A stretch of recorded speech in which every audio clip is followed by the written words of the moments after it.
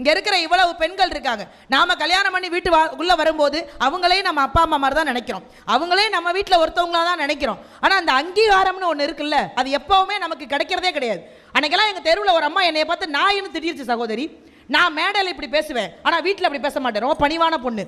உள்ள போய் எங்க வீட்டுக்கார கூப்பிட்டேன், என்னை நாயின்றுச்சு, வந்து என்னன்னு கேளுங்கன்னு. நான் பொம்பளைங்கள்ட்ட பேச மாட்டேன், புழுவனி பையன் பொம்பளைங்கள்ட்ட மட்டும் தான் பேசுவாப்புல. நான் சொன்னோன்னு நடிக்கிறாப்புல. நான் சொல்லிட்டேன், சரி போ, நான் எங்கள் மாமியாரை கூப்பிட்றேன். 2 விறுவிறு எங்கள் மாமியாரை கூப்பிட்டேன். ஏங்க நீங்கள் பாருங்க, எதிர்த்து வீட்டில் நீ நாயின்னு சொல்லிடுச்சு, நீங்கள் வந்து கேளுங்க மாமின்னு. எங்கள் மாமியார் உண்மையிலே சொல்கிறேன் சார், மற்றவங்கள்ட்ட எப்படி பேசுமோ தெரியாது, என்னை யாராவது ஏதாவது சொல்லிட்டு அந்த அம்மாவால் தாங்க முடியாது.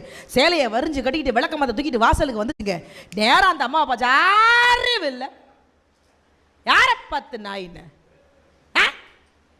மொகர எப்பாரு, உனக்கு நாய்க்கு பேய்க்கு வித்தியாசம் தெரியாதான்னு இது உள்ள வந்துருச்சுங்க. நான் 1/2 மணி நேரமாக வெளில நின்று நான் நாயா நான் பேயான்னு தெரியாமல் நின்றுக்கிட்டு இருக்கேன். குடும்ப